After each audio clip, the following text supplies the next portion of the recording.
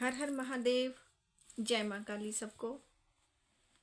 उम्मीद करती हूँ महादेव और महाकाली के आशीर्वाद से सब सही होंगे। मेडिटेशन मेडिटेशन क्यों करना ज़रूरी है और किस लिए करना चाहिए? आज का जो दौर है, आज का जो समय चल रहा है, वो बहुत ही चुनौतीपूर्ण है। हर वक्त, हर घड़ी, किसी भी समय दिमाग खाली ही नहीं रहता है। कोई ना कोई बात बस उसको घेरे रहती है इंसान को। हर वक्त वो परेशान रहता है। कुछ ना कुछ उसके दिमाग में चला ही रहता है।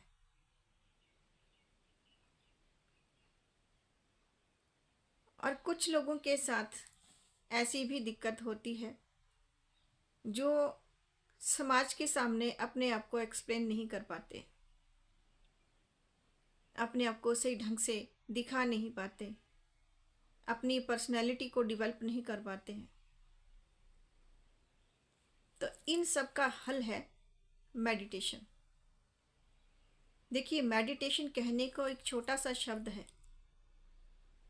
लेकिन हमारी ज़िंदगी में कितनी ही सार्थकता से वो हमारे अंदर कितना बदलाव लाता है, ये उसको करने के बाद ही हमें पता चलता है।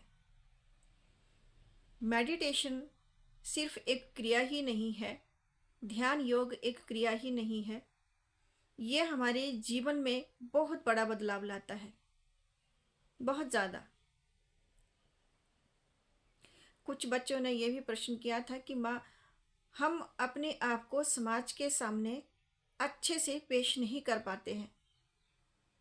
बस हम उन लोगों के बीच में बैठे तो हैं, बस उनका मुंह निहार रहे हैं, वो आपस में बात कर रहे हैं, जबकि हमारे पास शब्द भी होता है, हमें उस बात का ज्ञान भी होता है, लेकिन हम उसको कह नहीं पाते हैं। कॉन्फिडेंस की कमी जो पूरी होती है क्रिया योग यानी मेडिटेशन, ध्यान योग से।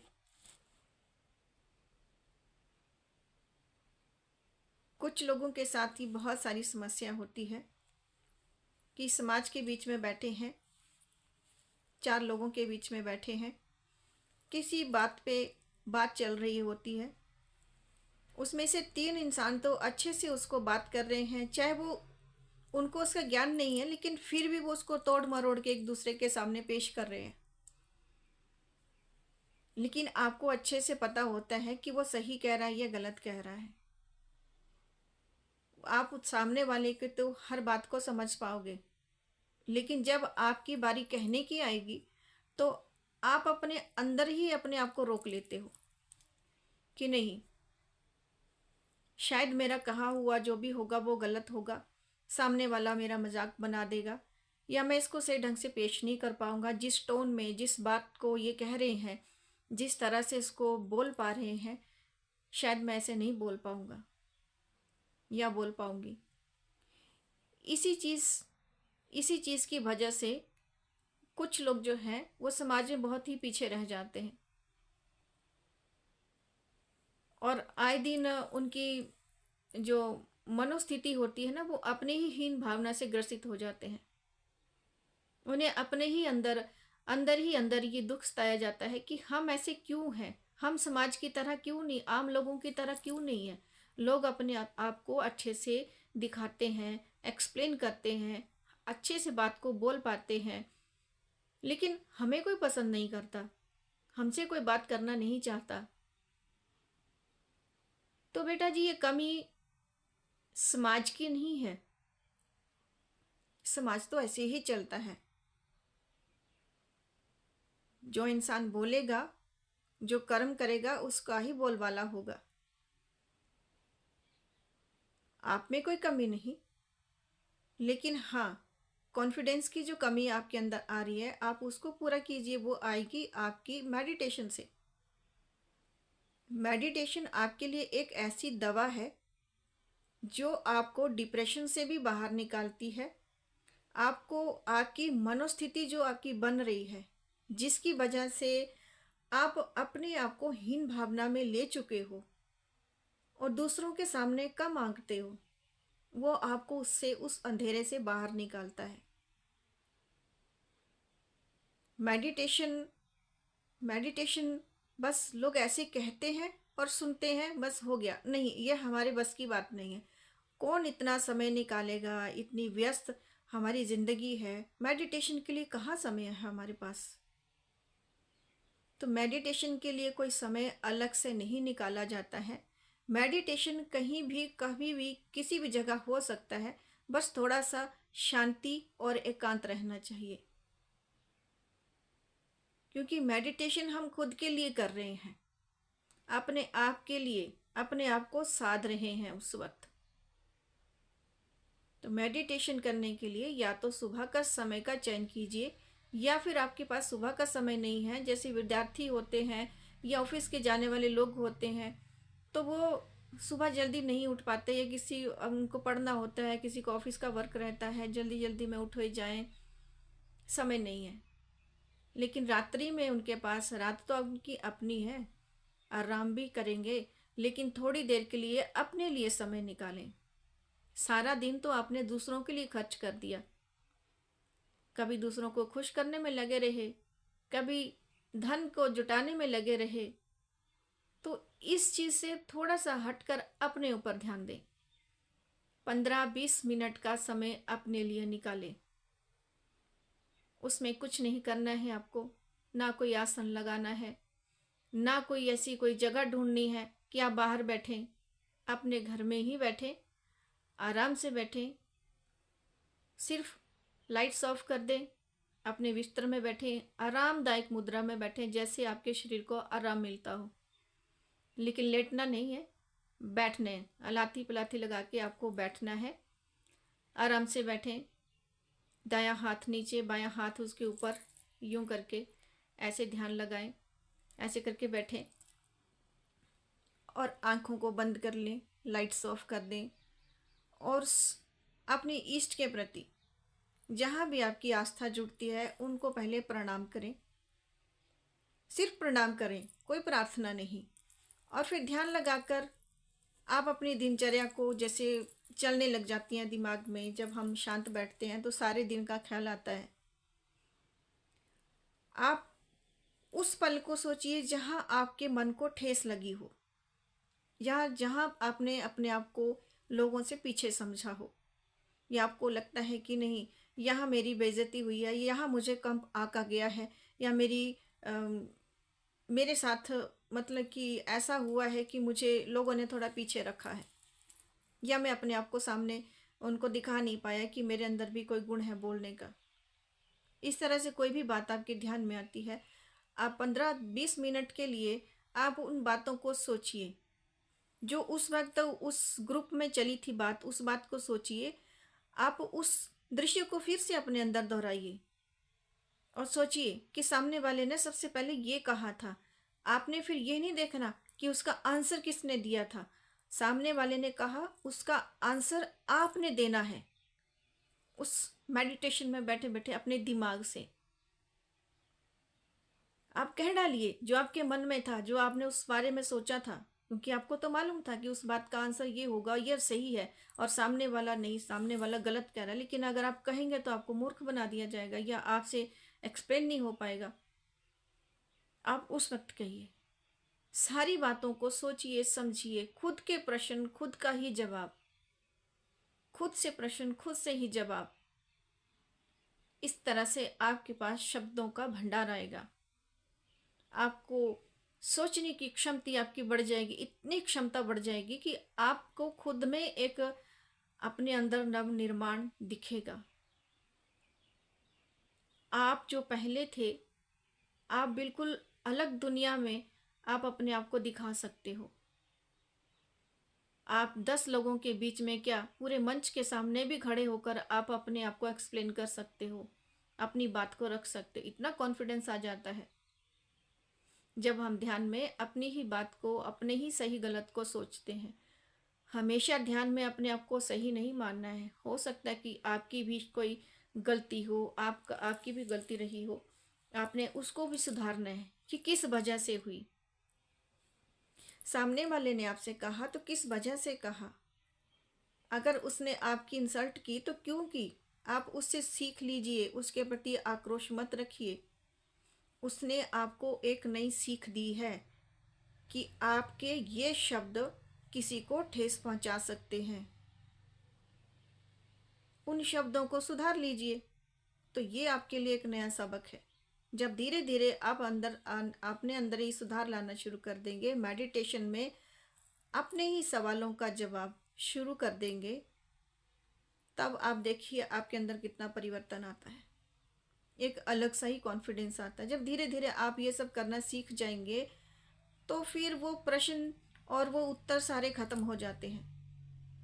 तब आपका माइंड जो है वो क्रिएशन करने लग जाता है शब्दों की। आपको एक शब्द आपके दिमाग में आया, आपने उसके हजारों अर्थ निकाल दिए। आपको खुद पता नहीं चलेगा कि ये शब्द मेरे पास कहाँ से आ रहे हैं, कहाँ से डाउनलोडिंग हो रही है। जो कभी आप सोच भी नहीं पाते थे, आपकी जुबान पे आते भी नहीं थे, आपके दिमाग में आते ही नहीं थे शब्द, आज आप कैसे अकेले बैठ के उन सब को आप सोच पा रहे हो, वो कैसे आपके सामने आ रहे हैं। ये होता है ध्यान योग। इसी से हम अपने जो कॉन्फिडेंस लेवल उसको बढ़ा सकते हैं ध्यान से। ध्यान किसी मंत्र से नहीं, किसी यंत्र से नहीं, किसी माला से नहीं, किसी से नहीं। इसके लिए ना किसी की गुरु की ज़रूरत है। हाँ, कोई खास प्रक्रिया के लिए आप कर रहे हैं तब गुरु का होना बहुत ज़रूरी होता है। लेकिन जब आप अपना कॉन्फिडेंस बढ़ा रहे हैं, अपने आप को साबित करने में लगे हैं, तो बेटा जी साबित करने की ज़रूरत नहीं होती। हमारे अंदर खुद की काबिलियत होती है, बस उसको पहचानना होता है। भगवान ने हर इंसान को एक जैसा बनाया है, एक जैसी बुद्धि दी है। लेकिन हम जिन संस्कारों को ग्रहण कर लेते हैं वो संस्कार हमारे आगे के कर्मों को बनाता है। भगवान ने हमारे अंदर वो संस्कार नहीं भरे होते। जब बच्चा जन्म लेता है तो रोता है, बिलखता है, उसको सिर्फ माँ का दूध चाहिए, माँ का दुलार चाहिए, माँ की प्रोटेक्शन चाहिए उसको। वो सिर्फ माँ को पुकारेगा और माँ को ही वो पहचानता है। इसी तरह आप भी प्रभु के आगे एक बच्चा बन के रहिए। वो खुद आपको प्रोटेक्शन देता है। उसकी शरणागति में रहिए और सिर्फ अपने ऊपर ध्यान दीजिए, लोगों पे नहीं। लोग क्या कर रहे हैं वो अपने संस्कारों से कर रहे हैं। आप क्या कर रहे हैं, आप अपने संस्कारों को देखिए कि आपके अंदर कौन से संस्कार झलक रहे हैं, आप क्या अपना रहे हो, आप कैसे चल रहे हो। जब ये सारी चीज़ें आप सीख जाओगे, समझ जाओगे, तो आप एक नई ही व्यक्तित्व के मालिक बन जाओगे। आपके अंदर एक अलग सा निखार आएगा जिसको देखने के लिए दुनिया उमड़ेगी कि सच में हमने जिसको पत्थर समझा वो पत्थर नहीं, वो हीरा था। ऐसा निखार आता है जब हम प्रभु की शरणागति में जाते हैं, ध्यान योग में जाते हैं और अपने संस्कारों में रहते हैं, तो बहुत सारा बदलाव हमारे अंदर आता है।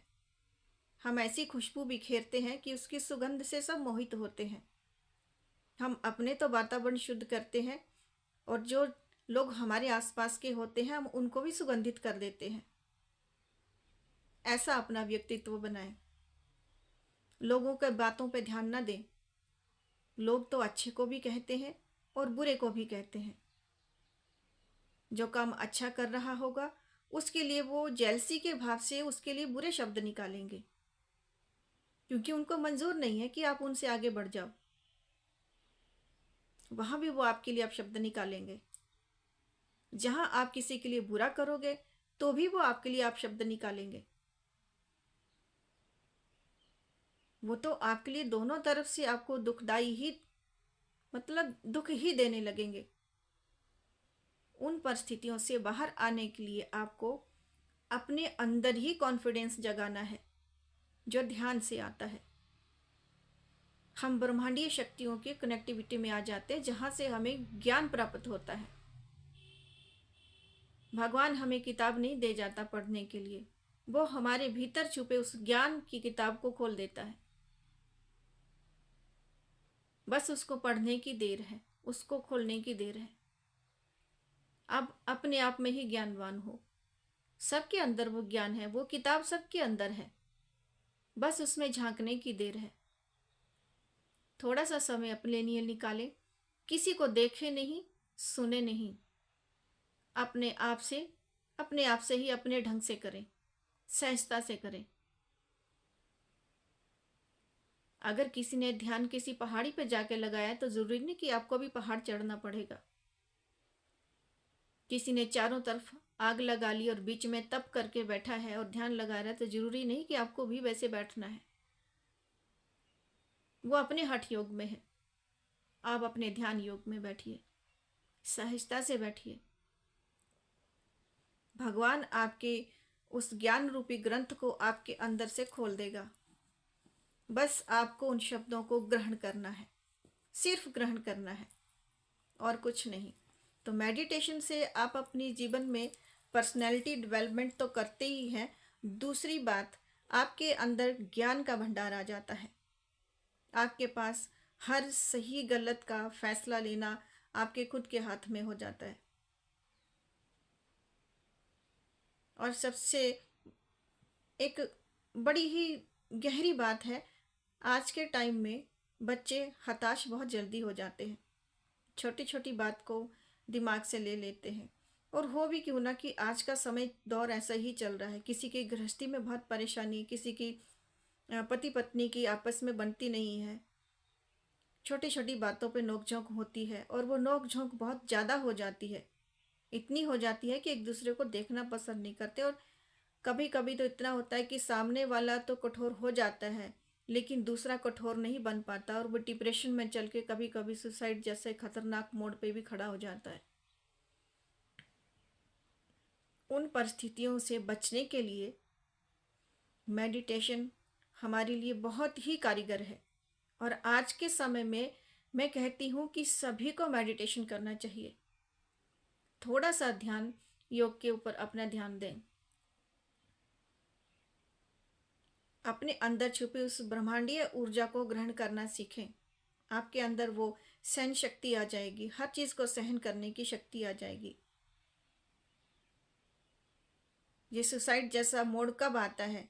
जब हम पूरी तरह से हमारे सोचने विचारने की क्षमता खत्म हो जाती है। एक ही बिंदु पर हमारा जो दिमाग है वो अटक जाता है, वो उस ही दुख में, उस ही परेशानी में उससे बाहर नहीं जा पाता है।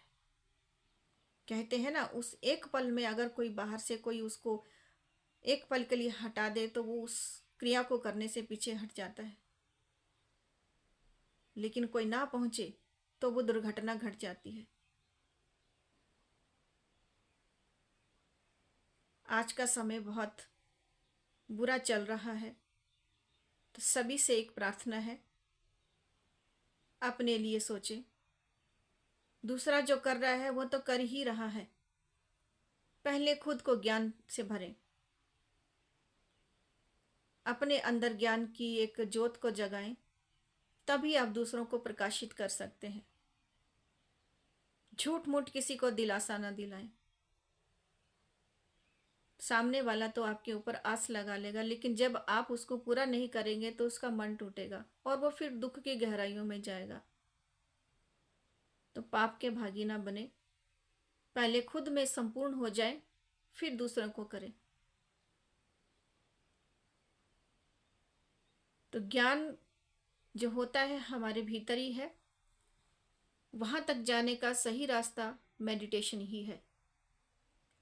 मेडिटेशन आप राम नाम से करिए, सीताराम से करिए, या कृष्ण कृष्ण से करिए, या राधा राधा नाम जपिए, या माँ काली का, भोलेनाथ का, जिस भी इष्ट के प्रति आपकी श्रद्धा है आप जपिए।